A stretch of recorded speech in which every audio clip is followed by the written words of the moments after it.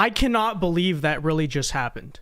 Okay, yeah, welcome everyone to the recap stream. Sorry we couldn't watch it together live like usual, but as I covered in yesterday's video, CNN was causing a bunch of problems on that front. They said they would copyright the video, whatever, so fine. We are here doing our recap reaction stream to the presidential debate. So yeah, the usual, be sure to leave a like on the video. Feel free to super chat the show with your thoughts. I mean, I'm pretty sure I know how most people feel, but you know, feel free to share with me how you feel about what we just witnessed. My gosh. Okay. Let me just start here. I cannot believe this is real life. I cannot believe that really just happened, okay? As someone, and we'll go through the debate in sequence, so if you didn't watch it and you're like kind of trying to use this stream as a recap of what happened, we'll get into that. But just initial thoughts here. I cannot believe that was real life, okay? Let me say, all right, you know, as a conservative YouTuber, I might be the person who would say I don't expect much from Biden, although I genuinely thought he would do better. No, even I expected better from Joe Biden than that, okay? It's just unbelievable. Let me say this.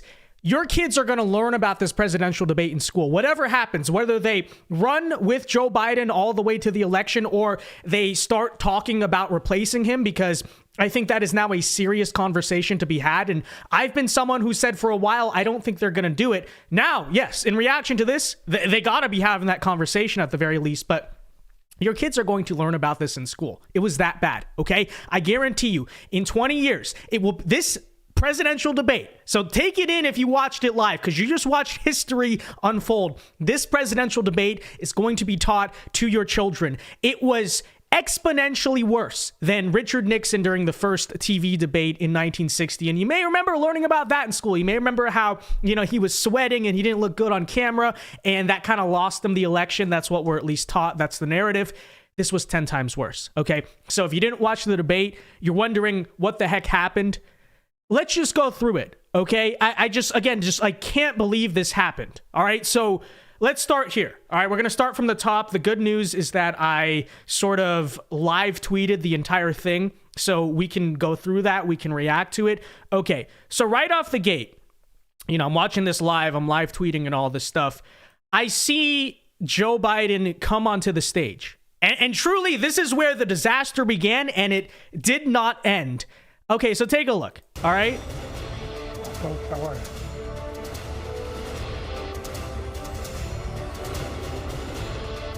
Great to be here. Thank you. So, you know, I watched that. I laughed a little bit because he's walking kind of like hobbly. He has this weird robot walk that he does now, but it's like, whatever. Okay, that's Joe Biden. And then, folks, they started talking. Okay. You know, people started speaking to each other. Kendall Weiler for $100. I'll read your super chat in a second. Let me finish this thought here. Okay. So, you know, and let me not over exaggerate this. Okay. I genuinely mean this when I say this. The thought in my head, I'm not even joking, when Joe Biden started talking, and for the record, I'm not saying this is true. You know, I don't want to say anything crazy, but the first thing that came to my mind, I was thinking inside, was God must want us to win this election. Like, and again, I'm not saying that's true. Okay. I'm not speaking for, you know, the divine, obviously, but that's the thought that came to my head, because when he started talking, I was like, there is no way this is happening right now. And it did not stop. Okay. So, but again, that's Joe Biden coming on the stage. This is the opening statement of Joe Biden to the first question. Just take a listen. Take a listen. Gentlemen, thanks so much for being here. Let's begin the debate, and let's start with the issue that voters consistently say is their top concern, the economy. President Biden, inflation has slowed. Okay, so Jake Tapper asked the question. I don't want to get copyrighted here, but let's get to Joe Biden talking, okay? Here we go. Off under your presidency than they were under President Trump. We got to take a look at what I was left when I became president, and what Mr. Trump left me. We had an economy that was in free fall. The pandemic was so badly handled. Many people were dying. All he said was, it's not that serious. Just inject a little bleach into your arm. You'll be all right. The economy collapsed. There were no jobs. Unemployment rate rose to 15%. It was terrible. And so what we had to do is try to put things back together again. And that's exactly what we began to do. We created 15,000 new jobs. We brought out the position where we have 800,000 new manufacturing jobs. But there's more to be done. There's more to be done. Working class people are still in trouble. I come from Scranton, Pennsylvania. Okay, so again, this is the opening parts of the debate. I promise you it gets much worse than that.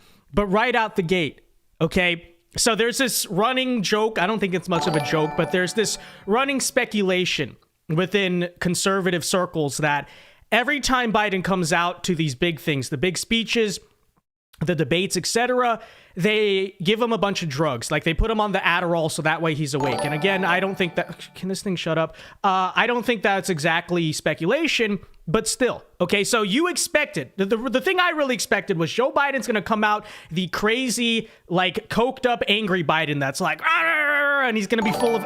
Okay, how do I turn this thing off? Hold on. I gotta turn this off. My bad, guys. I don't know why it keeps doing this. Can you be quiet? All right, I appreciate the super chats, but okay, hold on.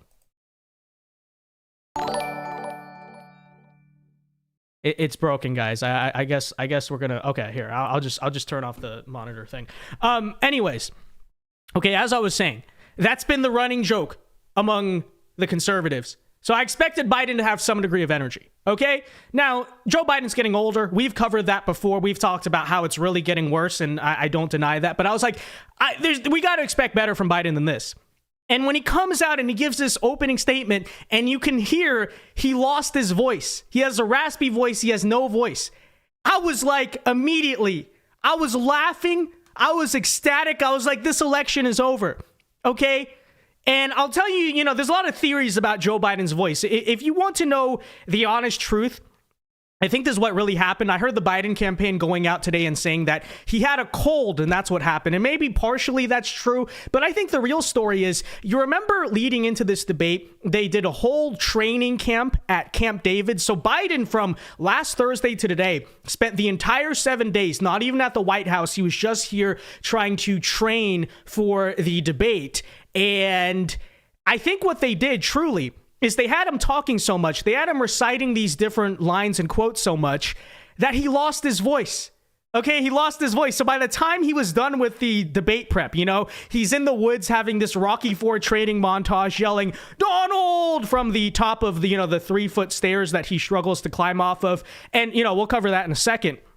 That's essentially what happened here. But still, nonetheless, you can hear even from that opening clip, Joe Biden is completely unintelligible, virtually. Okay, and this is the opening. I promise you his voice gets much worse. Immediately from the beginning, it is an unmitigated disaster for Joe Biden, and that, long story short, will continue, and we'll go through all of that. But let me say kind of overall thoughts here, I guess. On the note of Donald Trump, I'll also say this, objectively speaking, I thought he had a pretty solid debate performance, but don't get me wrong, Trump did have moments where maybe he could have done better, right? I think dodging the question about the opioid crisis, probably should have answered that. Maybe there's a couple others we could point to, I know that January 6th, abortion, these are issues that Biden's going to be able to hit Trump on, but ultimately, it doesn't matter. Like Trump's moments where he could have been better don't matter, because it is all overshadowed by how terrible Joe Biden was during this entire thing. And so right away, I tweeted, we already won the debate. It's over, because I knew from the moment that Joe Biden was unable to speak, it would indeed be over. And, here's Trump talking about trade and foreign policy and stuff. But again, it gets far, far worse. So this is still early on in the debate. Well, just take a listen here to Joe Biden. Just take a listen, folks. Okay, I can't explain it as well as the video itself does. Where they in fact pay 8.2% in taxes. If they just paid 24%. 25%, either one of those numbers, they'd raise $500 billion, I should say, in a 10-year period.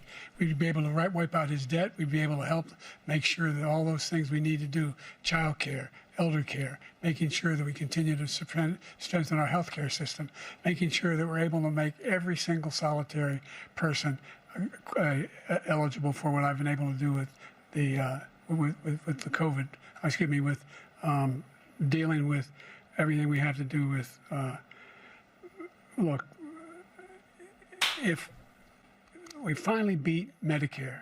Thank you, President Biden. President Trump? Was where they in fact pay. What literally what was that? Okay, and keep this in mind, folks.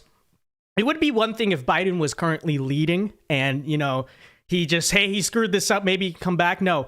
What was the talk all around even Democrat circles? This debate has to be a game changer for Joe Biden. Joe Biden has to resoundingly win this debate in order to change the state of the election.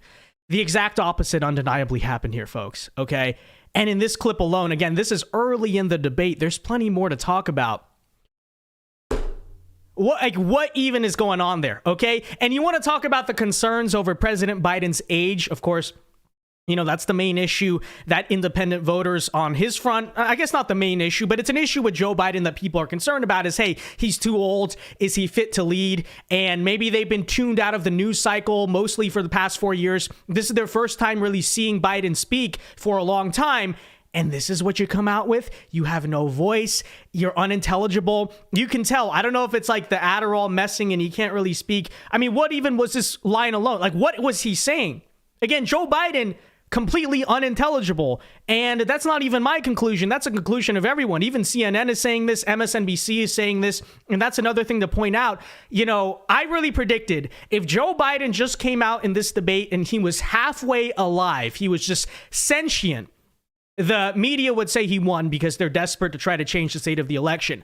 They couldn't even do that. And we'll talk about mainstream media's reaction to this in a second because, you know, they're still going with the Trump derangement syndrome. But even them, their big takeaway is, wow, what an unmitigated disaster that was. And so don't underestimate what I'm trying to say. When I said in the beginning that this was a historically bad debate performance, this was, I'm not going to say probably the worst debate performance in U.S. history. It is the worst debate performance in U.S. history. Again, this is something your kids are going to learn about what we just saw here. It's like, oh my gosh. Okay, so before we go further in this reaction and, you know, recapping, I do want to get to your super chats because I know we got some pretty big ones here. So let's really quickly get to some of these. And we got Kendall Weiler for $100. Wow, big donation there from Kendall. Appreciate it very much. Good to see you. It's been a long time, huh, man? He says, I'm back. That was absolutely hilarious. They were talking about golfing and Biden prepared for 7 days. Yeah, we'll get to the golf clip in a second. Good to see you back, of course. And again, this is the point I'm going to bring up. You can tell that Biden prepared for 7 days because he clearly had a scripted answer in response to every single one of these questions, okay? And you saw him especially in that beginning part of the debate. You can tell he was trying to remember something. He was trying to get through a pre-rehearsed, pre-prepared line. Of course, the issue was that he, sounded terrible. I mean, the state of his voice alone, you know, forget any U.S. president. In any presidential debate comes out with that voice, it's going to be attacked a lot. But in the age A of modern media, where people are paying the most attention, and B, in the age where, you know, we're dealing with President Biden, who the big thing about him is he's too old to lead, that is especially bad. And in regards to him preparing for 7 days, I really think that's actually the reason he had no voice. Okay, that's my theory. People can bring up other theories. Maybe he's just that old. But I truly think that, again, this happened because they had him speak for so much. By the time he got to the debate, it was a boomerang effect. They would have been better off just throwing him headfirst into this thing because at least he would have had a voice. I mean, my gosh, Joe Biden is unintelligible to begin with. He was struggling to get out a lot of different words here. But you add that on top of it, it's like, my gosh, folks. Okay, so let's really quickly get to the rest of our super chats.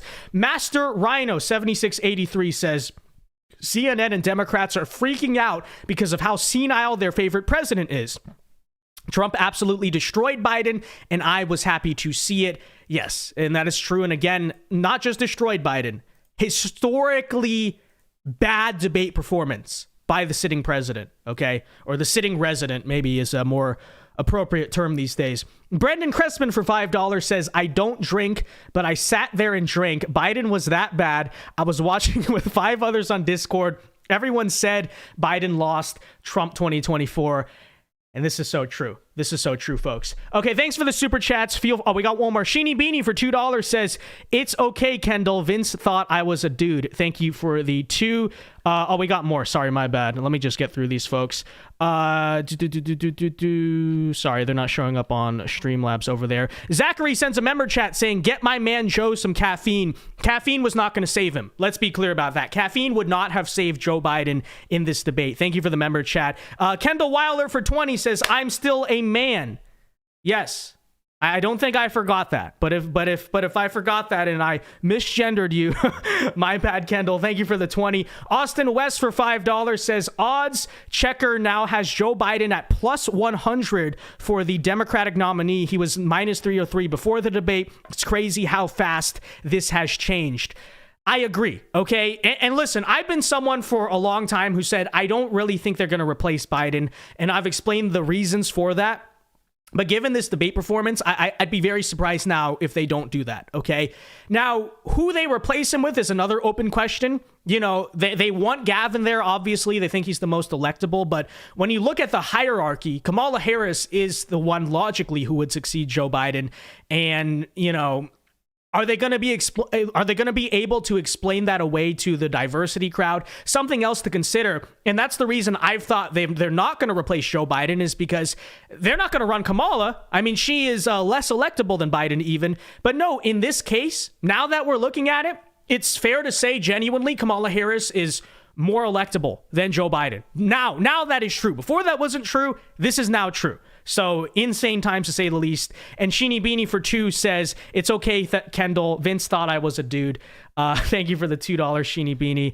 And good to see all of the OGs back in the chat. Appreciate the super chats. Feel free to send them with your thoughts on the debate. But let's continue here, going through our sequence. Again, we just basically got through the opening parts of this debate. And we, you know, why not? I mean, let's react to some maybe like Trump clips, but truly that's not the story here. I mean, if we're going to be honest, that's not the big story here. In fact, you know, let's skip this one because maybe we can come back to it at the end, but that's not the big takeaway from this debate. Okay, so we just went through the Medicare bit. Like, again, I don't know what Biden is talking about, but he's like, he literally pauses like that. He's like, and then he just says Medicare, okay? And I thought to myself, debate is over. That's going to be the worst moment of the debate. No. You know, and this is the thing too. When you watch like C-SPAN documentaries about old presidential debates, they always hone in on that one debate moment where the candidate won or lost it. You know, you think about Reagan in the second debate against Mondale. He made that joke and everyone was like, that changed the game, you know. But it's funny, you look at these past clips from like the late 20th century of the moments that made or broke presidential campaigns, they pale in comparison to this. Okay, so let's keep going through the timeline here. It's funny, Cenk Uygur tweeted out in the middle of this debate saying, it's over. Biden looks and sounds ancient, losing his train of thought, speaking in a barely audible whisper. They have to pull him. So you can see even the left, like, they could not deny that this is what happened. It was that bad. And that was my thing too about the CNN rules. You know, I really looked at this. I said, the rules are in his favor. The media is going to say if he was half alive, then he exceeded expectations. There's no spin to be had. It was that bad of a performance. Outside of like Biden's direct surrogates, there's just no way anyone can defend this. And that's crazy to see. It's crazy to think that Biden came out this bad. I am genuinely astonished that they allowed this to happen, but truly they did. Okay, later on, they're talking about abortion. Now, keep this in mind. Abortion is going to be the issue they want to attack the Republicans on, right? Apparently, it's supposed to be one of the weaker issues for Trump, for Republicans in general.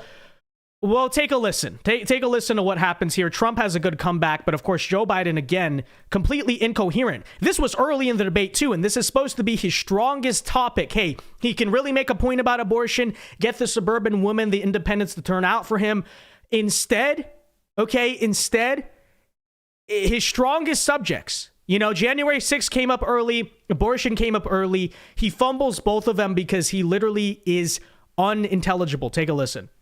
And he went to the funeral. The idea that she was murdered by an immigrant coming in. They talk about that. But here's the deal.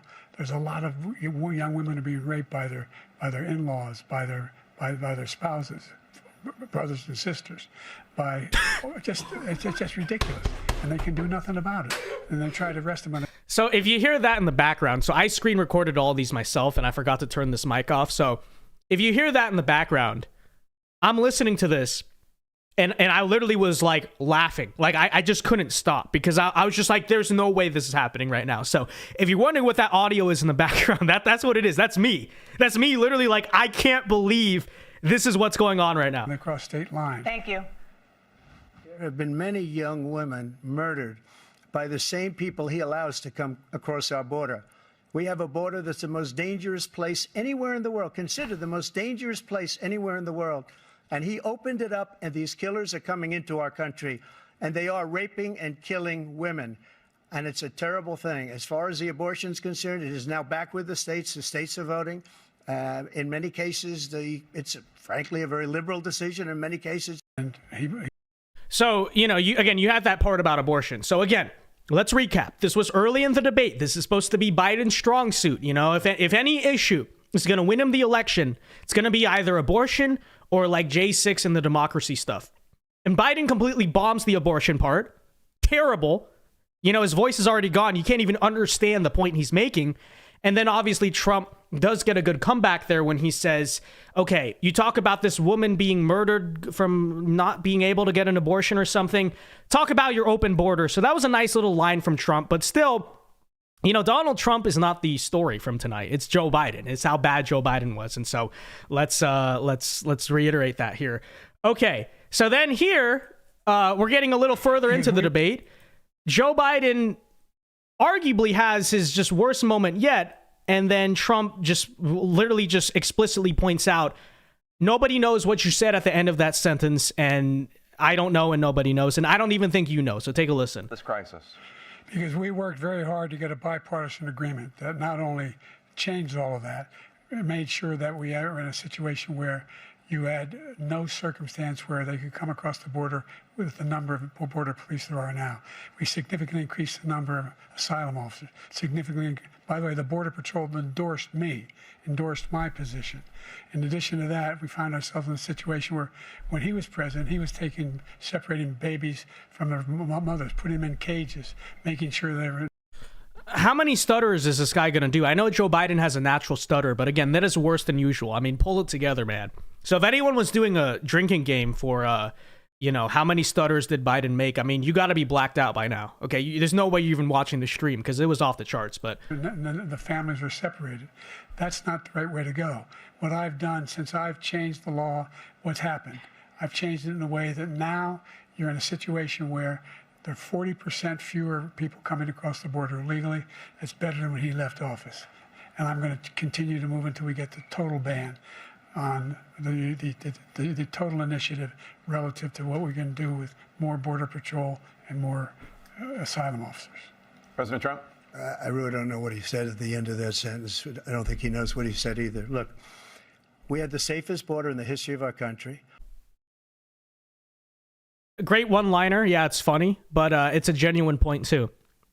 This is, again, Joe Biden during the entire debate, okay? Really, I would argue, watching this, it was basically just a big Trump speech. Because, I guess if I really sat down and listened, I could understand what Biden is trying to say, maybe half the time. But think about, put yourselves in the shoes of an ordinary American. Maybe you're undecided, you're independent, whatever. Are you gonna sit there, have to listen to what Biden? No, he's the president. He is a joke on the stage. It is terrible. Once again, just, completely awful. So again, and I don't know what Biden was saying in most of that, but just to point out, I did hear Biden at one part say that the Border Patrol endorsed him. This is the point he tried to make. He said, oh, Trump, you're so about the border and border security, but the Border Patrol actually endorsed me. That is not true. Okay, that is not true. Let me see if I can find the tweet, because the Border Patrol Union actually tweeted out live. Here it is right here. Border Patrol Union tweets out live during the debate. To be clear, we never have and never will endorse Biden. Okay, so the one line in that entire thing he said that was intelligible gets fact-checked by the very Border Patrol Union live. And again, that just gives you a strong idea of what is just going on during this entire thing. Okay, this entire thing. All right, on to the next clip. Let's just keep going through this. Okay, this goes on the entire night. Here's more of Joe Biden, folks. Sitting president of the United States, by the way, presumptive Democrat nominee. Cannot believe they're running this guy, but take a listen. All he had to do is leave it. He decided to open up our border, open up our country to people that are from prisons, people that are from mental institutions, insane asylum, terrorists. We have the largest number of terrorists coming into our country right now, all terrorists, all over the world, not just in South America, all over the world. They come from the Middle East, everywhere. All over the world, they're pouring in. And this guy just left it open. And he didn't need legislation because I didn't have legislation. I said, close the border. We had the safest border in history. In that final couple of months of my presidency, we had, according to Border Patrol, who is great, and by the way, who endorsed me for president, but I won't say. Fact check true, because we saw the freaking tweet right after. So that, but they endorsed me for president. Brandon, just speak to him. But look, we had the safest border in history. Now we have the worst border in history. There's never been anything like it. And people are dying all over the place, including the people that are coming up in caravans. Thank you, President Trump. President Biden? The only terrorist who's done anything crossing the border is one who came along and killed three, under his administration, killed an al-Qaeda person come in his administration, killed three American soldiers. That's the only terrorist that's there. I'm not saying that no terrorist ever got through, but the idea they're emptying their prisons, we're welcoming these people, that's simply not true. There's no data to. Okay, again, what did he say? All right, we need an instant replay. Okay, let's go to the booth official review. Let's listen to that one again. The only terrorist who's done anything crossing the border is one who came along and killed three, under his administration, killed an al-Qaeda person come in his administration, killed three American soldiers. That's the only terrorist that's there. I'm not saying that no terrorist ever. Yeah. So, just to give you a continued taste, I mean, this is still the first half of the debate. Let me make that clear, guys. Okay? We're still in the first, mostly like half of the debate. All right? And this is just the performance, you know. And I will say this. I thought, you know, I think back to the first Trump debate in 2020. You know, it was entertaining for conservatives to watch. Oh, Donald Trump, you know, destroying Joe Biden. But a lot of independent voters, as you can tell, watched it and said, Trump came off as like too mean there. He was too aggressive and, you know, whatever. He was trying to get Biden to crack, make him gaffe or something. Didn't work. 4 years ago, Biden had more brain cells than he does now. Okay. In this context, you know, overall, in terms of demeanor, I thought Trump handled it perfectly. You know, he stayed away from being too aggressive or trying to get too personal or, you know, being classic Trump or whatever. He really, in many ways, I'd argue, sat there, talked about the issues, you know, didn't get too crazy, didn't get personal to a large extent. You know, he went after Biden's record and corruption and stuff, but he didn't, you know, get super crazy about it. And arguably, that's the way that maybe independent voters were looking, like, oh, I don't like Trump's personality. So to that crowd, I know CNN has something different to say, but I thought to that crowd, Trump handled himself quite well. But especially when you consider this, folks, you know, like Joe Biden, by doing this, I mean, he handed Trump the debate victory tonight. All Trump did is basically sat down and took it. Okay, I'll take the W. I'll take the trophy, you know? So while I do still think, you know, maybe there's certain moments Trump could have done better, you know, if he wanted to be objective and fair about it really doesn't matter, okay? The only thing people are thinking about, really, because Trump didn't really put too much of a spotlight on himself, he's just standing there and saying, look at the other guy, look at Biden.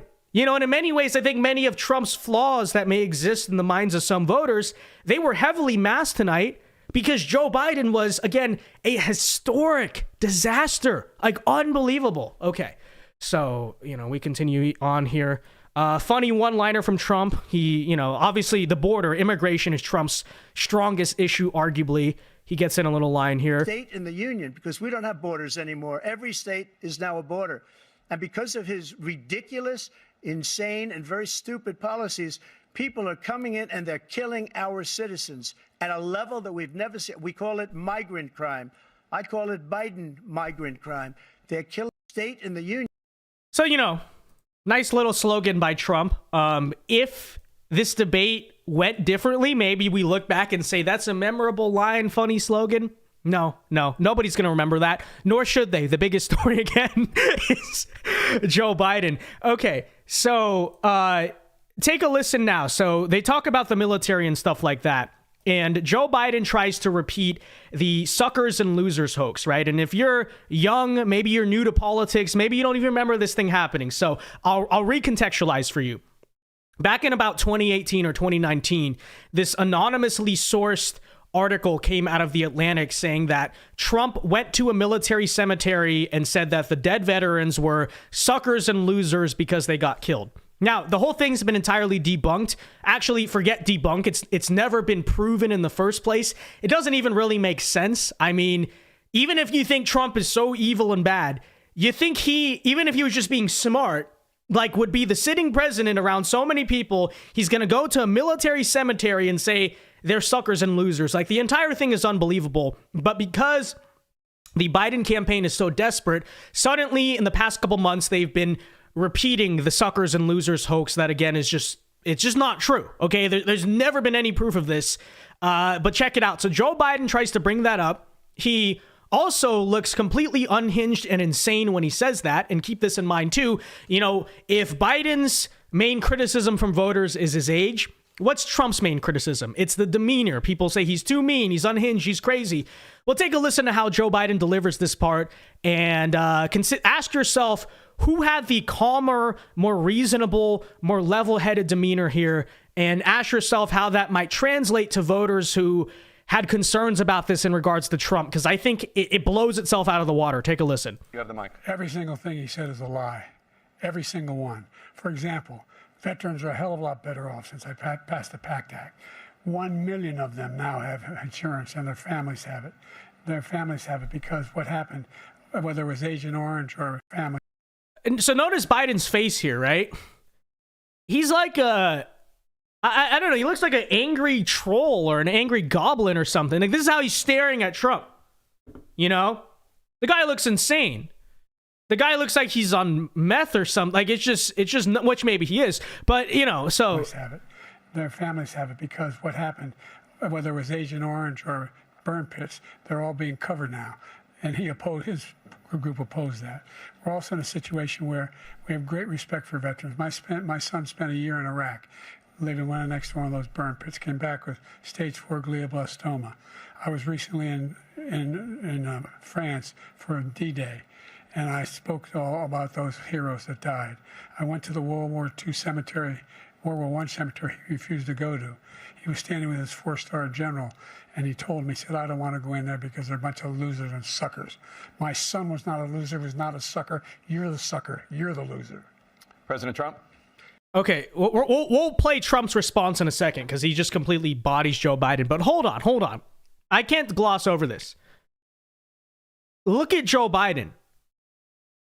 Like I said, the guy looks like he's insane. I don't know if he's a superhero villain or something, or he looks like he's on meth again, but again, if the comment is always about Trump's demeanor and Trump's crazy, Joe Biden's more level-headed, I mean, this 5 seconds just debunks that. What is going on here? My son was not a loser, was not a sucker. You're the sucker. You're the loser.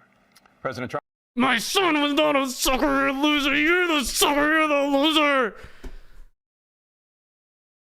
Again, and if you want to talk about Trump's demeanor, the personal attacks, all I see in this debate is mostly them coming from Joe Biden. Okay, let's take a listen to Trump's response to an unhinged, coked out Joe Biden, whatever. Trump? First of all, that was a made-up quote, suckers and losers. They made it up. It was in a third-rate magazine that's failing, like many of these magazines. He made that up. He put it in commercials. We've notified him. We had 19 people that said I didn't say it. And think of this. Who would say I'm at a cemetery or I'm talking about our veterans? Because nobody's taken better care. I'm so glad this came up, and he brought it up. There's nobody that's taken better care of our soldiers than I have. To think that I would, in front of generals and others, Biden's say face. suckers and losers. We have 19 people that said it was never said by me. It was made up by him, just like Russia was made up, just like the 51 intelligence agents are made up, just like the new thing with the 16 economists are talking. It's the same thing. 51 intelligence agents said that the laptop was Russia disinformation. It wasn't. That came from his son, Hunter. Let's keep this in mind too. Okay? So the suckers and losers thing is supposed to be the gotcha line on Trump. Like, they definitely prepared that. They said, hey, here's where you can get him. You know, you can throw out this, bring that up, you know, make it a boom, what a comeback, what a line.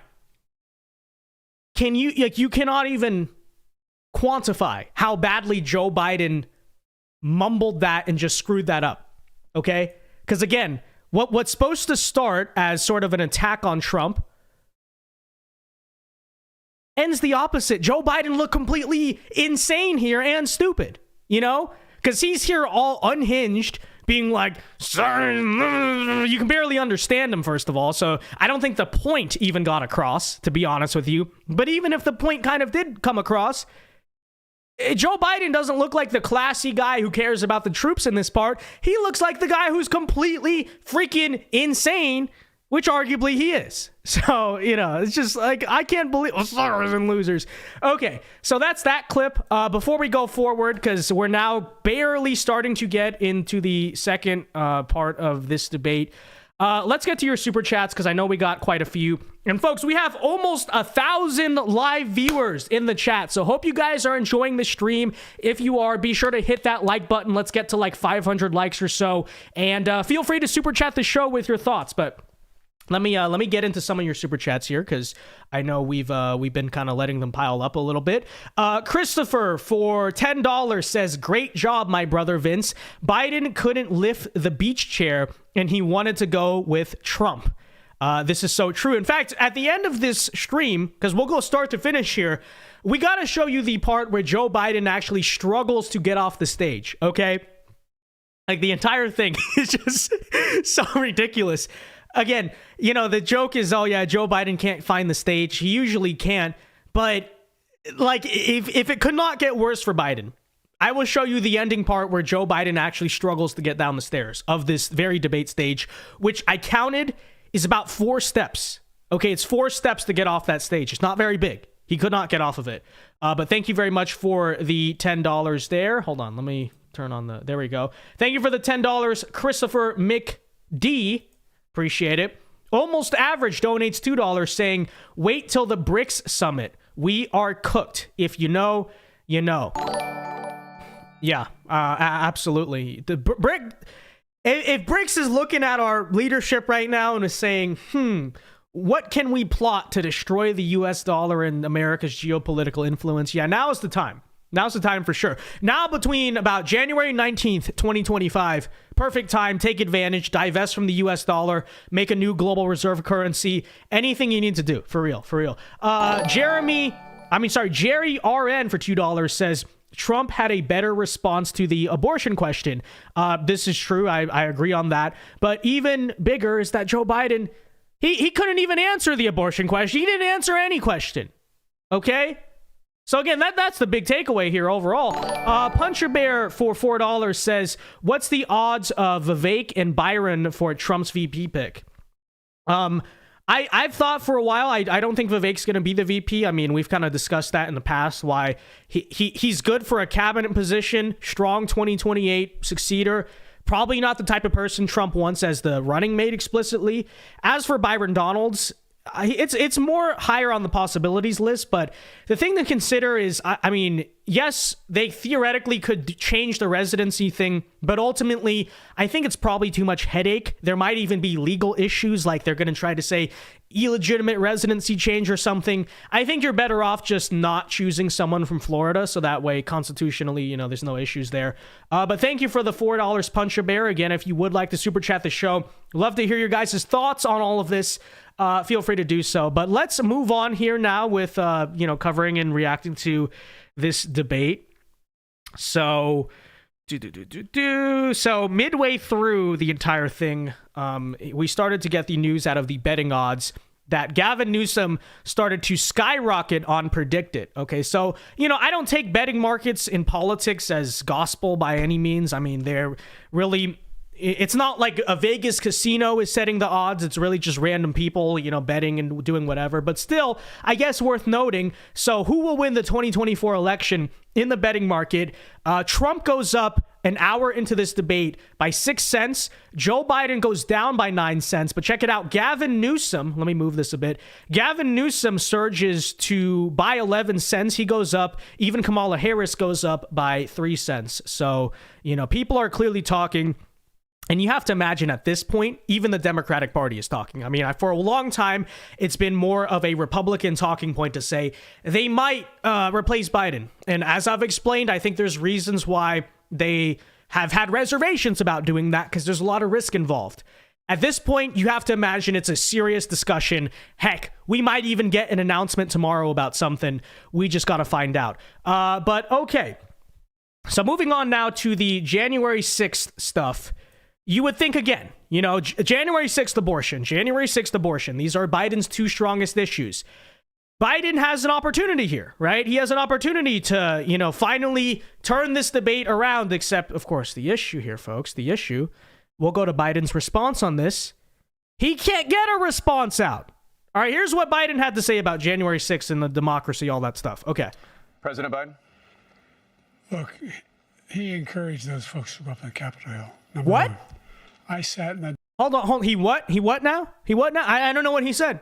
What? Dining room off the Oval Office. He sat there for 3 hours. 3 hours watching, being begged by his vice president and a number of his colleagues on the Republican side as well to do something, to call for a stop, to end it. Instead, they talked about these people being patriots and great patrons of America. In fact, he says he'll now forgive them for what they've done. They've been convicted. He says he wants to commute their sentences and say that no. But he went to every single court in the nation. I don't know how many cases, scores of cases, including the Supreme Court. And they said, no, this guy is responsible for doing what was done. He did do a damn thing. And these people should be in jail. And they should be the ones who are being held accountable. And he wants to let them all out. And now he says if he loses again, such a whiner that he is, that it could be a bloodbath. Thank you, President Biden. President Trump? Unintelligible. That could have been Biden's one of his strongest points. Like, we know that's what the Democrats are trying to run with. But what was he even talking about? Nobody knows. What? What they've done to some people that are so innocent, you ought to be ashamed. Let me go forward in this clip, see if Biden talks again. Because I honestly don't remember, but if he does, all right. Never mind, the video player's just not working. Okay, but yeah, that was Biden talking about January 6th. Again, so we've gone over now abortion and immigration. Abortion and January 6th. These are the two things Biden hypothetically should be able to win the debate on. He screws it up. Okay? Screws it. Look at the look on his face. Even he knows. Okay?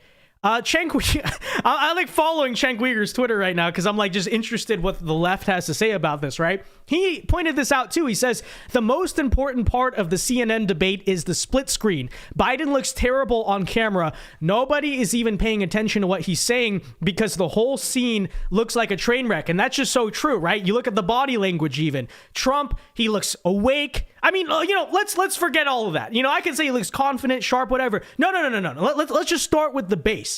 He looks awake. Okay, he looked awake during the debate, and Biden the entire time. Let me zoom in on this camera right here. Okay, so either he looks like. So these are the Biden faces he does. He does this face where he's like. He kind of does a downward frown, like. So in that he looks lost and senile. A lot of times he does this too. He kind of puts his head down. That's not powerful body language, truly. But he's doing it because he's like struggling. Like, come on, Joe, get it together. He knows he's screwing it up. Come on, Joe, get it together. He can't do that.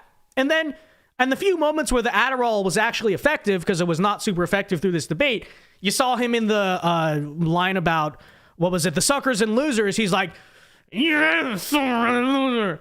So the whole thing, just even body language, not an optical victory for Biden. He's just, you know how it goes. And, yeah, this sums it up right here.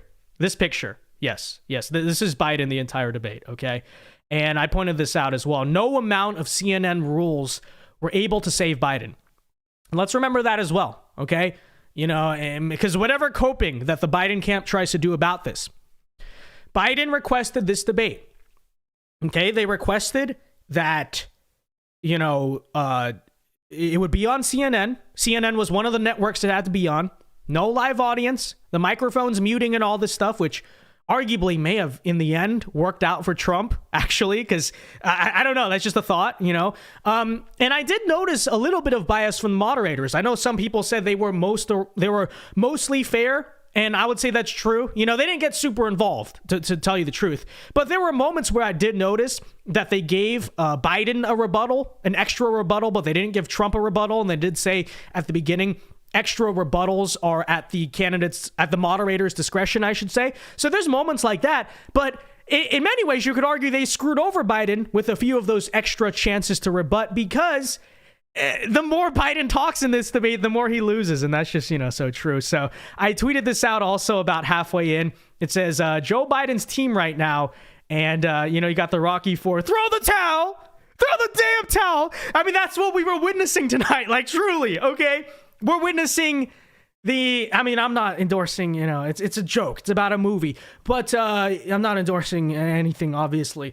But, metaphorically speaking, yes, we were watching the first fight of Rocky IV tonight, okay? It was over by the second round. It was not good. They should have thrown the towel in the first round. This is all very true, okay? And you have to imagine, if they could throw the towel, if that was a thing in this debate, they absolutely would. Okay, so later on in this debate, Joe Biden accuses Trump of talking. He accuses Trump. So they ask. So let's start from the beginning. I'm doing a Joe Biden right now. They ask him a question about inflation. Joe Biden incoherently rambles about a bunch of stuff. About 40 to 50% of it has to do with inflation. And then he accuses Trump of supporting defunding the police, which is a weird claim. I don't know if that's true. I mean, you see even Trump's face right here. He's like, what? And then Biden says that, and then he mumbles, and then he truly struggles to pronounce the word malfeasance. Take a listen. They're going to try again if they win. You find ourselves in a position where the idea that we're not doing any, we put more police on the street than any administration has. He wants to cut the cops. We're providing for equity and making sure people have a shot to make it. There's a lot going on, but in inflation, he caused it by his tremendous malfeasance in the way he handled the pandemic. Thank you. Another persistent challenge is... Yeah. So, you can tell by this point in the debate, his voice is getting worse. He lost his voice, okay? And look, okay, truly, it happens to all of us. I have plenty of content where I have no voice, sure. But again, this is the presidential debate. This is not the time to be losing your voice. And by the way, my speculation, you could say Biden got a cold. I don't think that's what it is at all. They intentionally, or I guess unintentionally, but accidentally allowed this to happen because they spent an entire week preparing him for this debate. Let's remember that, folks, okay? Trump didn't really prepare, a couple hours talking, whatever. He's still rallying. He's doing all this. They sent another Rocky IV reference, but this is really funny. It's true. They basically sent Joe Biden to Siberia for 7 days so that way they could prepare him. All right, I got to be alone from it all, and so that he could do the training camp and all this stuff. And not only did it not work, but you can clearly and evidently tell here they screwed up because he practiced too much. They made him talk too much and he lost his voice. He was probably there like, I'm losing my voice, guys. Let's not do this. No, Joe, you got to get it right. Come on, man. Stop mispronouncing malfeasance. Come on. You got to get it right. And then he lost his voice. Okay. So, and you know what? Even if you think it's low, you think, okay, everyone loses their voice. Can we really attack him for it? Well, yes, we can, because it's politics, guys. I mean, that's how this always goes, right? Did Gerald Ford in 1976 mean to fall off the plane? Do all of us sometimes like fall off of things sometimes? Yes, we all trip, but you're a politician. I mean, I'm sorry. I hate to tell you guys, that's how it goes sometimes. You know, is it fair to point out in the 1960 campaign that Richard Nixon was sweating during the debate? Hey, maybe it was hot in there. Maybe that's why he didn't look good, you know? But doesn't matter because that's what people notice, okay? So, again, the fact that Joe Biden already came out with no voice and he was unintelligible, yeah, that matters, okay? And it's not a low blow to call it out because that's politics. By the way, you think if Trump came out with no voice, you don't think they would say something, all right? Ironically enough, the Democrats were talking on Twitter earlier today before the debate about how they were claiming Trump feebly hobbled off of the Trump Force One to get down the stairs. Okay. In fact, let's take a quick pause. Okay. Let's remember this really quickly, because to any, liberals, Biden supporters that might say it's classless, man, everyone loses their voice. Are you serious? You're going to make a big deal out of this. Well, let's look at what Biden Twitter was talking about today. All right. If we can find the clip here. So let me see. I don't remember exactly where I put it in this thing. But, long story short, the Biden-Harris HQ. Okay, here it is. Oh, wait, no. Wrong one. My bad. Let me see if I can find it, because, there's a legitimate point to be made about this. All right, whatever. I can't find it. Anyways, that's what they were doing, okay? And ironically, they were mocking Trump for walking down the stairs. He looked fine. Like, I didn't see the issue with it, but they're saying he feebly hobbled off the stairs when, of course, Joe Biden is the very guy. Let's remember that video. He literally fell off of the stairs. Remember that video where he's going up Air Force One up the stairs and he just falls and he trips and falls, and then he gets up and he falls over again. Okay, so in my opinion, the Biden campaign is in no place to comment on Trump struggling to get up the stairs of an airplane, because I think that's way too ironic. It's too shameless. But that's what they did earlier today. Okay, so if they're going to make fun of Trump for that, in my opinion, walking down a flight of stairs completely normally, like there's no issue in the video, then yes, okay, Biden, the fact that you had no voice during the debate, of course we're going to make fun of it. And even if you don't want us to make fun of it, everyone loses their voice. I guarantee you, okay, 300 million people in this country, yes, all 300 something million of them, they all noticed your voice, okay, and they were all raising eyebrows at it. I completely guarantee you that, okay? So anyways, let's go forward. We're almost done here, folks, getting through our sequence of this debate. But again, that's the entire story. It's just Joe Biden unable to speak. According to Nick Sortor, two sources close to President Biden are now telling NBC that Biden is battling a cold. So this is tweeted at 9:59 p.m. This is an hour into the debate. All right. So again, you would think that maybe this would be a good thing to say beforehand, Maybe even, I'm kind of shocked they didn't do this. Maybe even try to reschedule the debate. Yes, is it a bad look? Is it terrible optics? Sure. But I'd argue rescheduling the debate, especially if you want to say Biden is sick, he has the flu. Don't say he has a cold, say he has the flu. That's not a good look, but it's a much better look than what they did, which is allow Joe Biden to do this.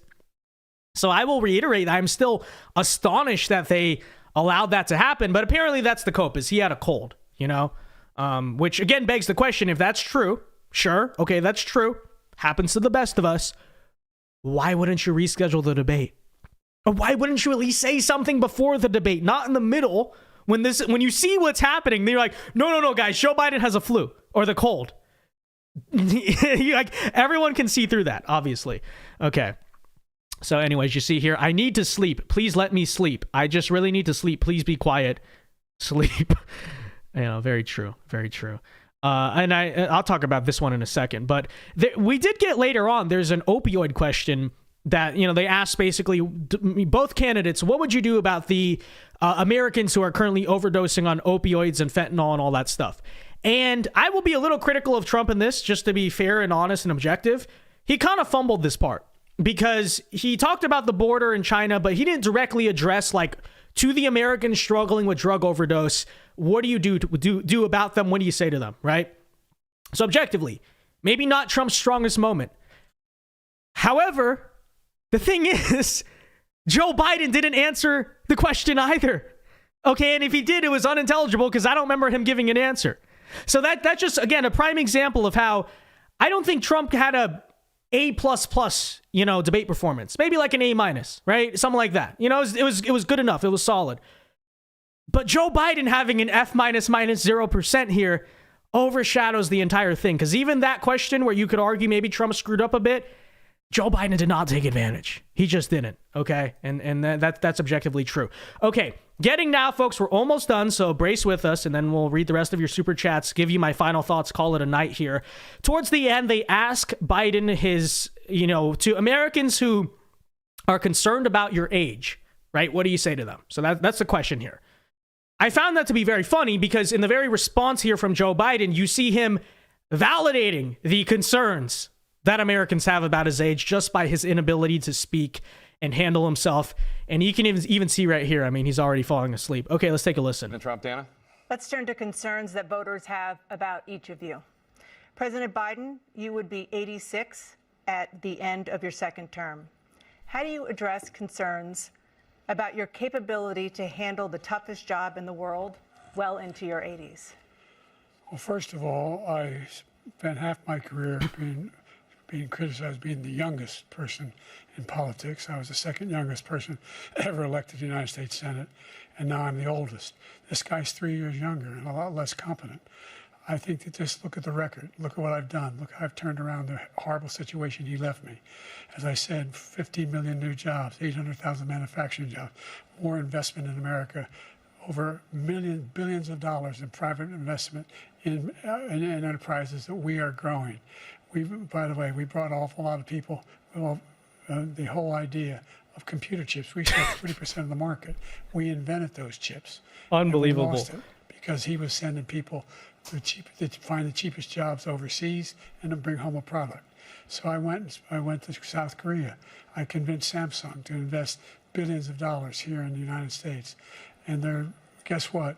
Those fabs, they call to build these chips, those fabs pay over $100,000. You don't need a college degree for them. And there's billions, about $40 billion already being invested and being built right now in the United States, creating significant jobs for Americans from all over the world. So, to Joe Biden's credit, that was maybe one of the more coherent responses he gave in terms of the substance, sure. But, let's keep in mind, this is the question about Biden's age. What do you say to voters who are concerned about that? And the optics of this. Biden responds, it's late in the debate, so he's lost his voice even more, okay, which happens. Again, yeah, it happens, but not a good look, okay? What do you say to people who are concerned you're too old? Well, I would say that I'm not too old. That validates that you're too old, at least in the eyes of people. Hey, maybe you don't have a voice, but that's not a good look again. Once again, like that's bad optics. And then, of course, the stuttering that happened this entire time. Yeah, the entire time, Biden just could not get words out, okay? So just, catastrophic on all fronts. Okay, getting into the closing statements here, I believe we are now at... yeah, we'll skip this clip because I don't want to just be redundant. But, okay, wait, no, we're not at closing statements yet. We're now at the golf part, okay? Finally, folks, we're now at the golf question. This is towards the end. The next one's the closing statement, but let's listen to this one. Joe Biden tries to throw out a personal kind of funny attack at Trump, all right? He tries to do this because I think Trump gives a response to the mental acuity answer, basically saying, like, I passed the cognitive test, I'm fine. And Joe Biden tries to hit him back by challenging him to a golf game and try to go on an attack about his physical fitness or something. And again, this is supposed to be one of Biden's one-liners, one of the things he's supposed to get Trump on. That was a funny moment in the debate. And once again, horrible misfire, because this is arguably Biden's worst moment of the entire debate, in my opinion. Take a listen. President Biden? You can see he is 6'5" and only 223 pounds, or 235 pounds. Well, you said 6'4", 200.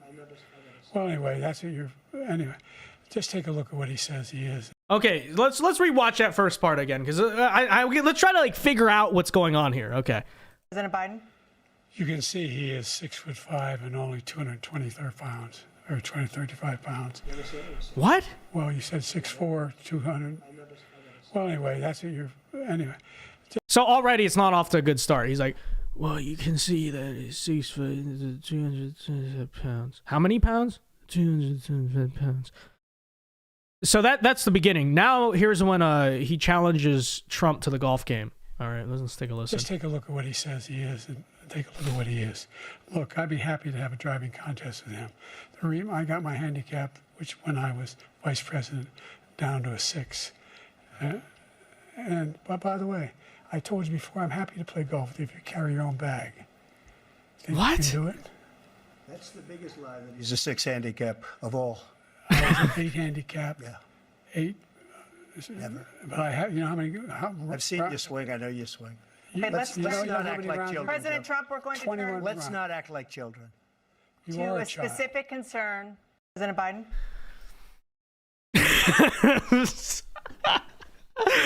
I don't even know what happens here. Okay.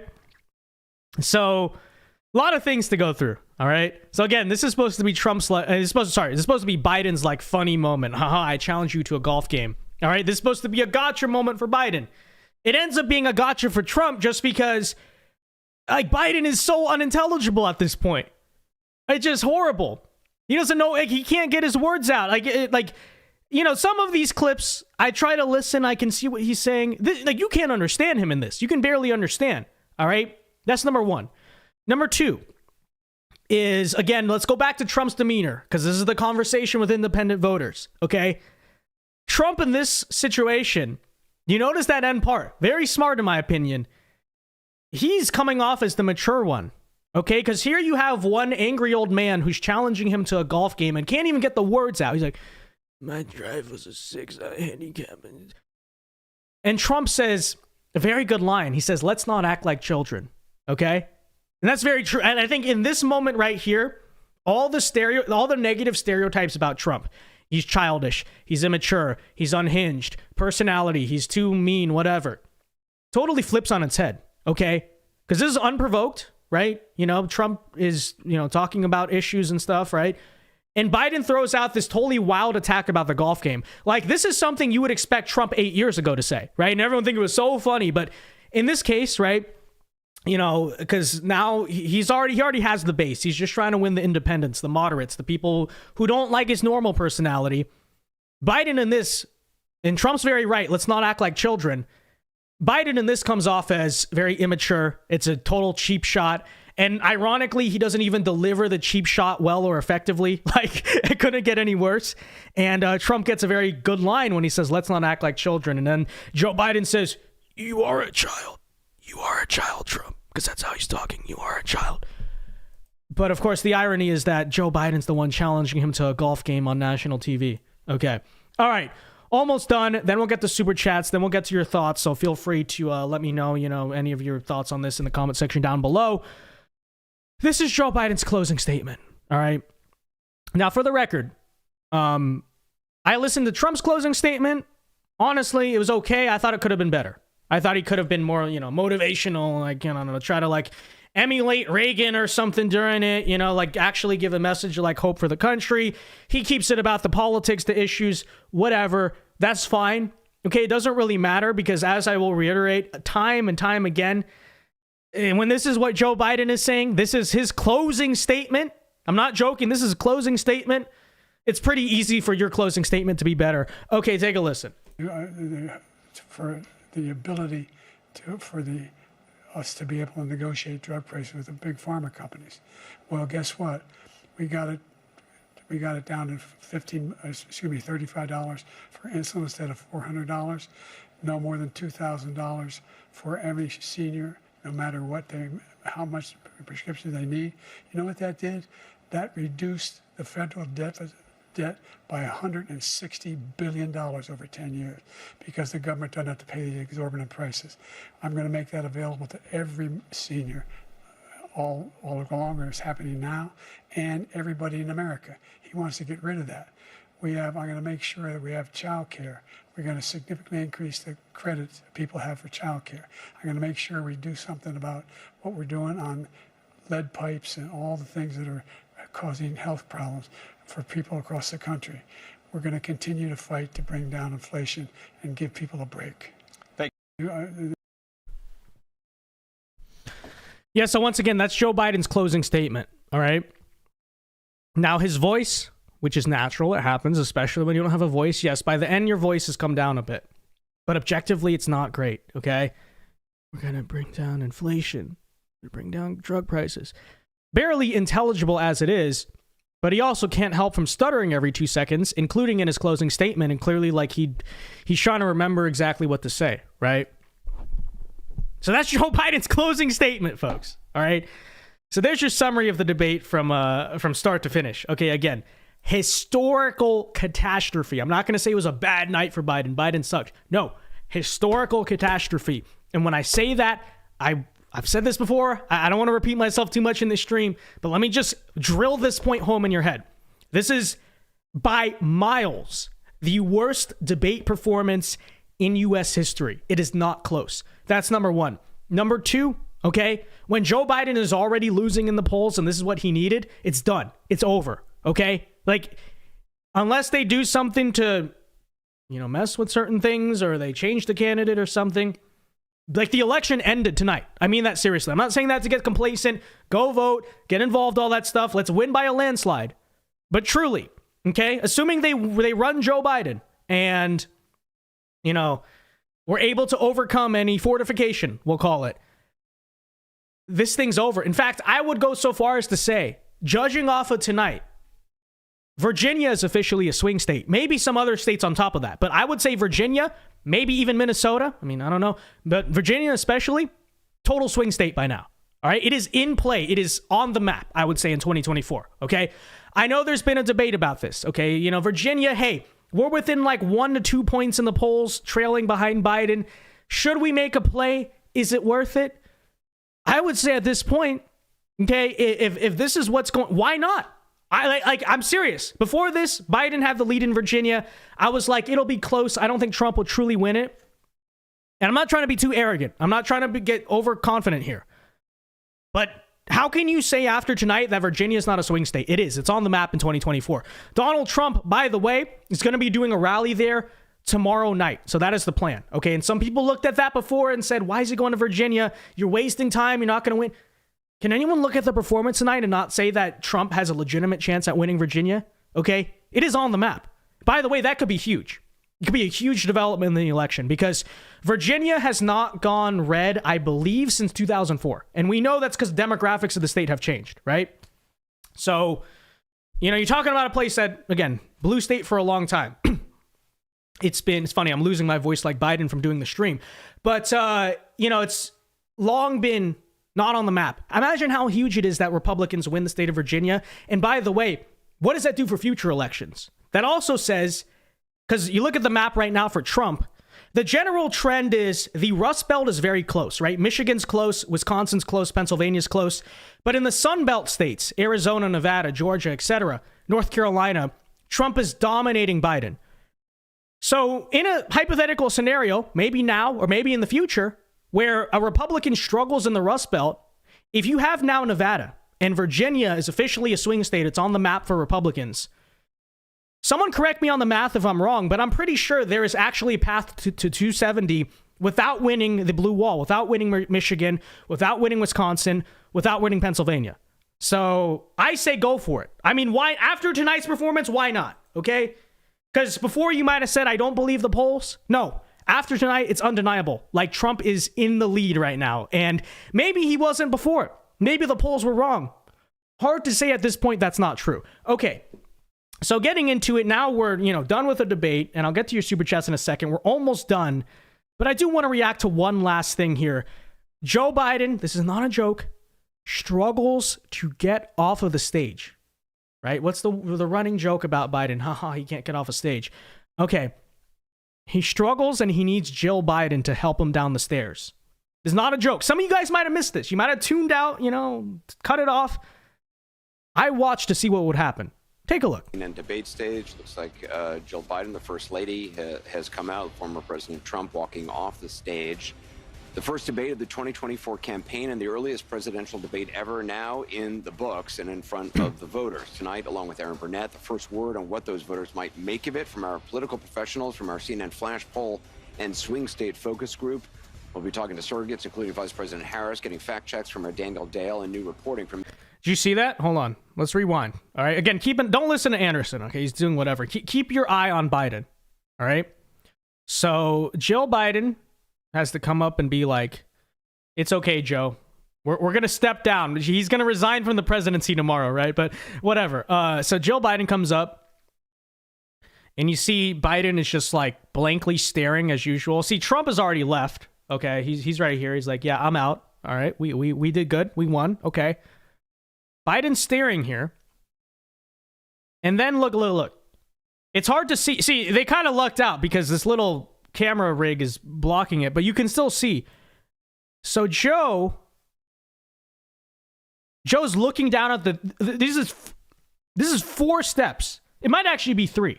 Okay, like 1, 2, 3. So there's like 3 or 4, however you look at it, right? 3 to 4 steps here. And Joe Biden, watch. He needs Jill Biden to help him down the steps. That's not a joke. Now let's watch it in real time. Okay, let's not watch it in slow motion. And swing state focus group. We'll be talking to look at that. Jill Biden's helping him. Getting fact checks from Jill is helping. It's 3 or 4 steps.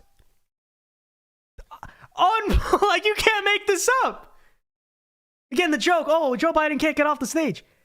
Like if it could not get worse for Biden, it got worse for Biden. I don't know how many people were watching this, but I was watching this. And then new reporting from he goes over to the CNN he goes over to the moderators to try to shake their hand. You know, he's trying to be like, "Oh, Trump was not classy. He just left. I'm greeting the moderators." Of course, Trump's not going to greet the moderators. It's CNN. They don't like each other. Whatever.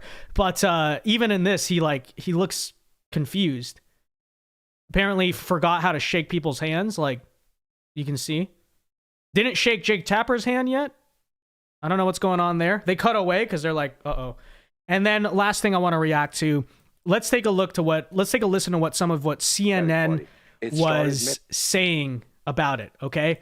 Because as I will reiterate, even liberal media looked at this and said, there's no way we can cover up for Biden. If Biden was halfway alive, we would say he won or he exceeded expectations. But to them, there's no defense. Let's take a listen. All right, so here's what CNN was saying. Very aggressive panic in the Democratic Party. It started minutes into the debate, and it continues right now. It involves party strategists. It involves elected officials. It involves fundraisers. And they're having conversations about the president's performance, which they think was dismal, which they think will hurt other people down the party in the ticket. And they're having conversations about what they should do about it. Some of those conversations include, should we go to the White House and ask the president to step aside? Other of the conversations are about, should prominent Democrats go public with that call? Because they feel this debate was so terrible. They do say in moments in the debate later, the president got better and got his footing, but then at the end, even his closing statement was a little halting. The contrast between the two candidates. Let me be clear. None of them, and a lot of Republicans, don't think Donald Trump had a great night. Donald Trump broke the fact check machine more than I can count tonight. Yeah, you know, blah, blah, the same Trump derangement syndrome. Again, it doesn't matter. It doesn't matter because Joe Biden was so freaking bad. You know, he handed Trump the debate, truly. You know, so blah, blah, blah. Oh, also Trump wasn't good. Okay, here's what Abby Phillips had to say. I'm just skipping through because I don't want to get, like, copyrighted because CNN's like, you can't use the footage beyond fair use. So, okay. Hearing from Democrats is not like anything that I have heard in this campaign so far. Hey, Vince, look at Drudge Report. And a lot of it has to do with, first of all, there was a deep frustration about Trump's lies. I mean, he lied a lot tonight. But the problem for Biden... Just going to point out again, you know, the Border Patrol thing was fact-checked by the Border Patrol Union live. So let's just, you know, cut that crap, but whatever. ...was that Trump was able to take sometimes incredible falsehoods and turn them into some kind of argument, whereas Biden's answers were, in a lot of cases, not coherent, deeply problematic, that he was not able to take pretty straightforward answers and answer them to the American public. And then also at some points bringing things up that teed up Trump attacks. So there's a real concern here tonight that there's been some real damage done that cannot be undone. Biden solidified the perception among voters, but especially among his base. They were hoping that tonight would be a game changer. They are now seeing a president who is in the White House, who they do not necessarily believe can do this for another 4 years. David Axelrod? So even Abby Phillips is just, again, if you thought my coverage was biased here, you know, maybe you were tuned out. You're just like, okay, Vince is a conservative. I want to hear what the liberals have to say. Was I being biased? Because CNN is saying the exact same thing. MSNBC saying the exact same thing. It was so bad that even the liberals are not able to spin it. And in the context of presidential debates, that's rare, right? Most situations, both sides claim they won. That's pretty normal. You know, that's how it usually goes. When the Democrat side, it just has no defense for what happened. That's how you know it really was that bad. It really was that bad. Okay. Last thing I want to play here is Van Jones's reaction, because I just thought it was funny. You know, remember Van Jones? He's the guy crying when Trump won in 2016. Well, here he is crying again at the mental state of Joe Biden. Like, you can't make it up. This actually happens. That was painful. I love Joe Biden. I work for Joe Biden. He didn't do well at all. He did not do well at all. And he looked, you know, I'll give you the analysis. You know, you kind of have the old man versus the con man. I can walk you through how I'm supposed to see it and say it, but I just want to speak from my heart. I love that guy. That's a good man. He loves his country. He's doing the best that he can. But he had a test to meet tonight to restore confidence of the country and of the base, and he failed to do that. And So womp womp, but you know, he's on his soapbox as usual. Van Jones, he's always doing this. Fascism won tonight. Remember him in 2016? He's in all the compilations. You can go back and look, because I know it's been a long time, but even him now on his soapbox saying, I love that man, but this was so bad. I feel so bad. I do resonate with Van a little bit. Like, part of you wants to feel bad for Joe Biden, but at the same time, like, you know, yeah, maybe it's elder abuse at a certain point, but at the same time, I mean, Biden is consciously agreeing to run again, you know, so it's not like, I think there's two sides to it, but whatever. Okay. So again, there's CNN even admitting he lost the debate. And, you know, in summary, again, there's your recap. I mean, Biden, just historic catastrophe. That's about all I have to say. Trying to think if I have any extra thoughts about this, but I think I basically went over it all. So now we get into our closing part of the stream. I'd like to hear your guys' thoughts. We will do super chats until about maybe like 12:30 or so a.m. Eastern. So, you know, feel free to let me know your thoughts. Your support for the show is greatly appreciated. And I will do this, and then I got to start recording the videos that we're going to post tomorrow about the Trump-Biden debate. So it's going to be a long night here, but we'll end the stream here soon. So feel free to, again, super chat any of your thoughts, and I will get to those all right now. So let's see. Where did we leave off?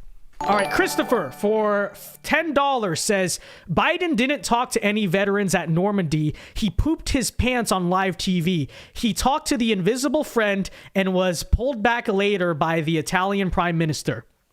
This is all true. These are all things we have covered. Thank you for the $10, Christopher. But objectively, okay, you know, walking off a D-Day mysteriously after he allegedly soiled himself, the part where he is with Georgia Maloney and she has to usher him back, none of those things. Biden falling down the bicycle, falling off the stairs, etc. None of those things even come close to the historic catastrophe we witnessed tonight from Joe Biden, and that is just simply so true. That is just simply so true.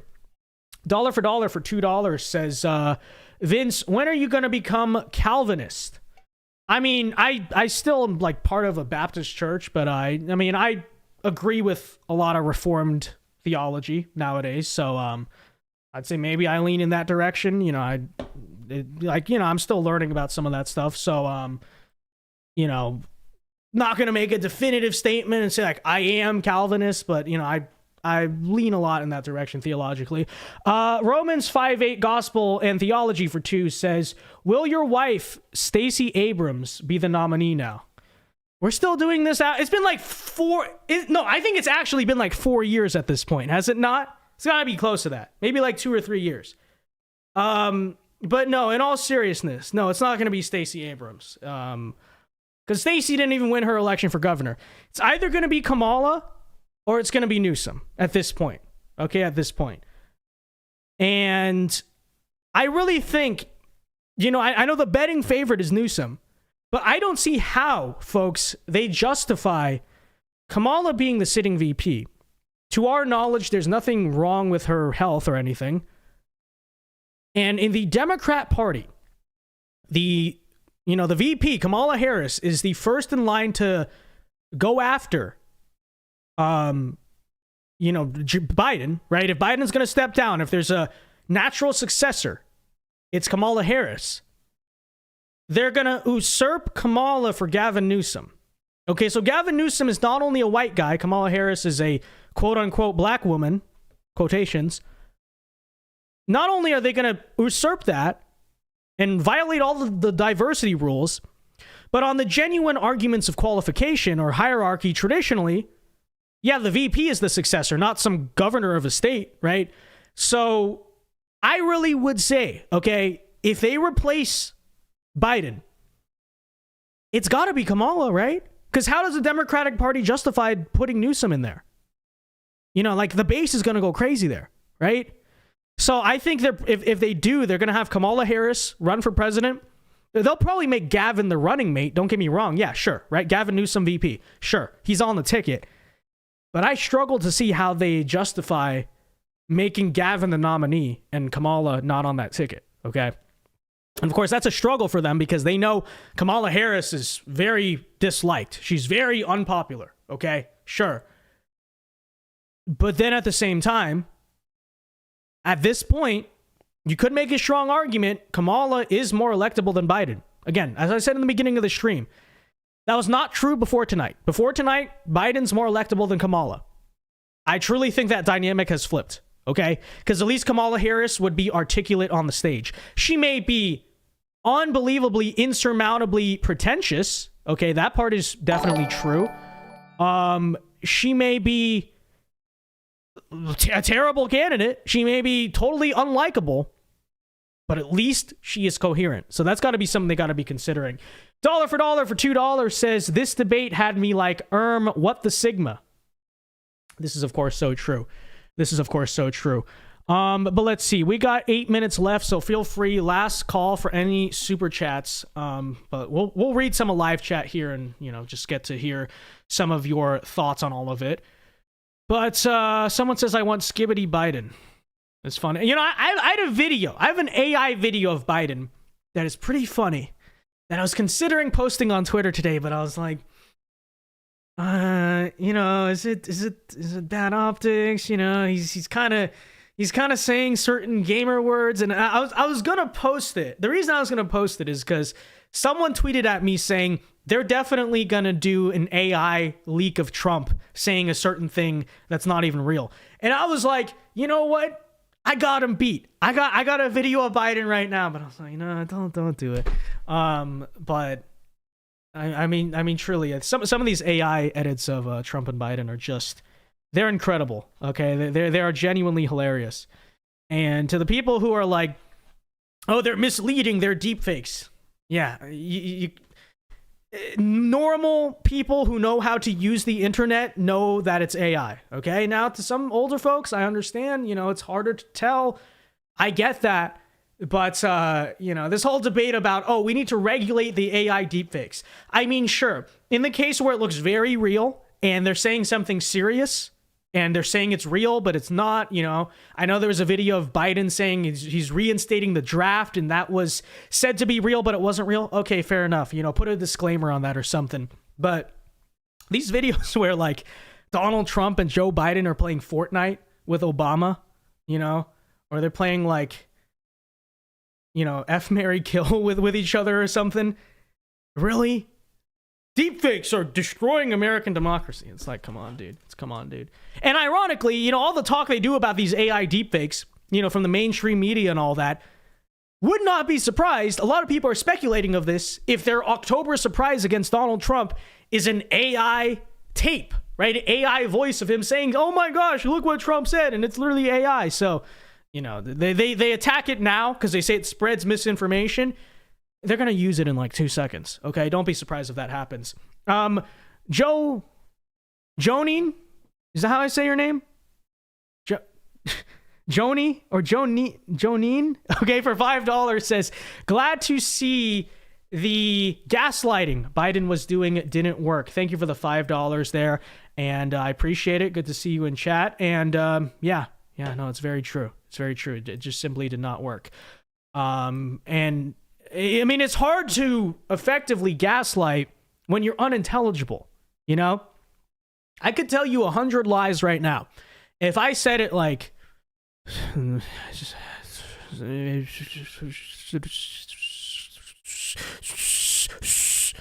would you understand? Would you pick up the lies? No.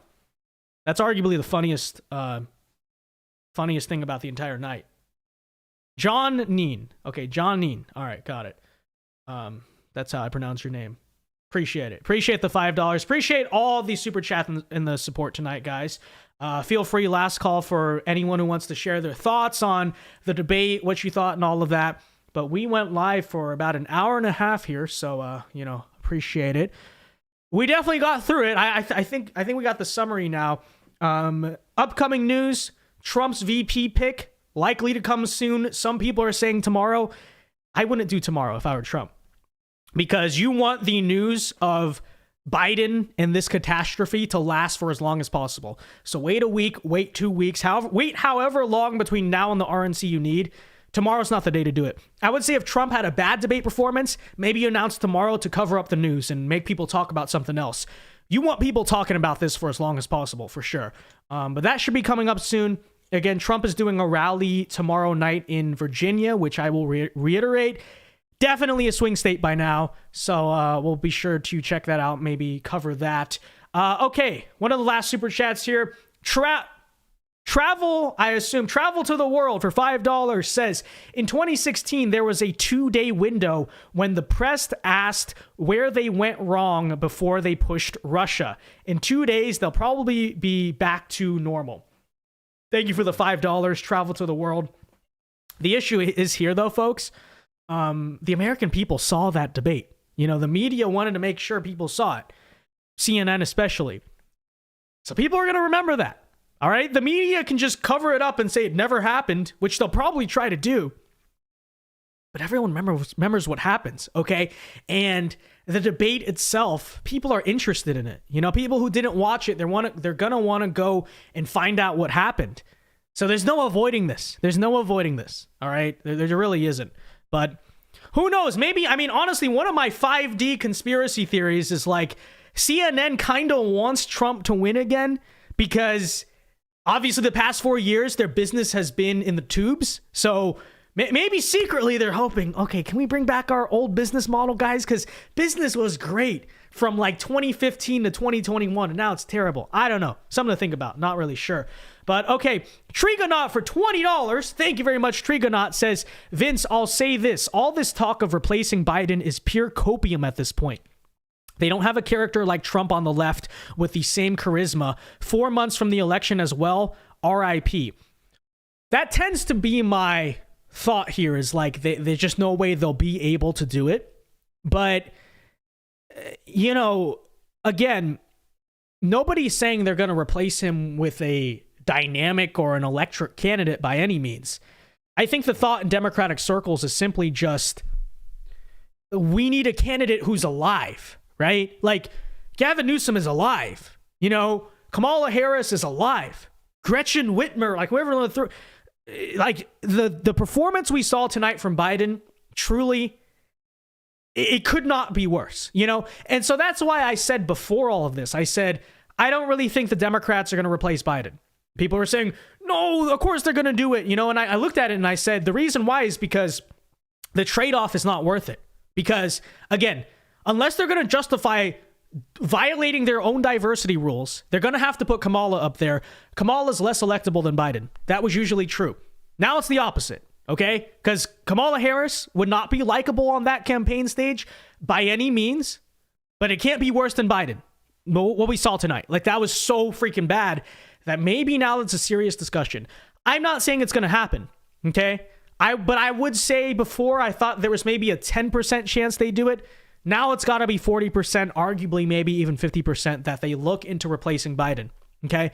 And after what we saw tonight, you know, it's got to be a legitimate conversation for sure. So, I mean, I don't know. I don't know. We'll have to see what happens. I'm just saying now, I think it's a legitimate conversation the Democrats are having, whereas before, maybe it was just a lot more like right-wing speculation, truly, okay? And also, I think it's an objective fact. In the past month alone, the mental state of Joe Biden has deteriorated a lot, right? Because Biden's always had his issues. But I pointed this out before. Like, in the past 30 to 60 days, it's accelerated a lot worse, right? So during the primary cycle, yeah, Biden's old. He's not really there, but we can carry him across the finish line, hopefully. And then it just went, you know, it just... It all started at D-Day, too. That's what I said. It all started at D-Day. You know, he poops his pants, allegedly, and then he walks off, and he's staring at the Secret Service guys like... Remember that video? And then it just got bad. You know, you had the Juneteenth where he looks like he took an edible. You got the G7 thing with the, you know, Georgia Maloney where he walks off, and then he couldn't find the stage a bunch of times, and it concluded truly with this, okay? So maybe let's do that as a good closing poll, okay? As we end off this video, and again, thanks for the support, everyone. Yeah, be sure to hit the like button before we close out. But really quickly, before we end this, I might as well do the poll, okay? I'm not going to ask who do you think won the debate, because everyone knows who won the debate. But do you think they're going to replace Biden? Do you think they're going to replace Biden? No. Because now I think, again, it's a legitimate conversation, you know, for sure. I know someone told me to look at Drudge Report. Let me just pull that up really quickly. Yeah, this is a pretty funny front page. Hold on, let me see if I can pull up the full screen here. Yeah. No, that's so true. That's so true, ladies and gentlemen. Operation Replace Biden. Dems scramble with 130 days to go. Debate catastrophe. And it truly was a catastrophe. Okay, with that said, folks, thank you to everyone who tuned in to tonight's stream. Hope you guys enjoyed it. Be sure to hit that like button. Let's get to, 600 likes before we go. Stay tuned tomorrow. I'll have some videos recapping the debate if you want to rewatch, or, you know, maybe you missed parts of the stream. You want a more concise way to view it. I'm about to sit down and record videos on that, so feel free to do so. But thank you very much for your support. Thanks for the super chats. I appreciate it as always. And until next time, enjoy the debate. We want, unless they try to replace Biden, guys. Don't get complacent. But this election, all right, we just gained like 5,000 points with independent voters. So keep your head high. No dooming, no blackpilling, no pessimism, okay? Because truly, you know, whether it just happened or like it just came together that way, whatever. We took a huge victory tonight. It came right into our hands. Okay, this is true. So yeah, thank you for watching. Be sure to hit that like button. Subscribe to the channel if you are new. And until next time, Alpha Moves only. God bless. Have a very great rest of your night and weekend if I don't see you. And peace.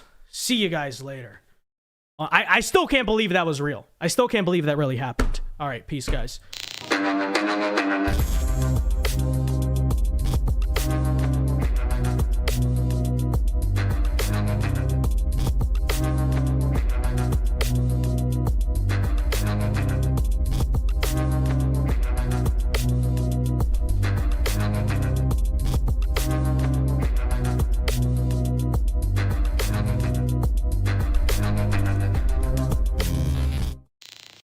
Oh, hold on. Last super chat here from Gianna, who says, Vince, I gotta say the beard is coming in great. Every well-known conservative commentator has a beard. Think Matt Walsh and John Doyle. Thank you for the 10, Gianna. Good to see you. I know it's been a long time. There's plenty of people who don't have beards. I mean, you know, Tucker Carlson, I don't know, Sean Hannity. But I take your point. Yeah, I mean, I think it looks decent on me, to say the least. Thank you for the 10. Okay, God bless you. Just wanted to read that last super chat. Okay, all right, see you guys later. Have a good night, everybody. Actually, I'll end the stream on this screen. I'll end right here. Okay, have a good night.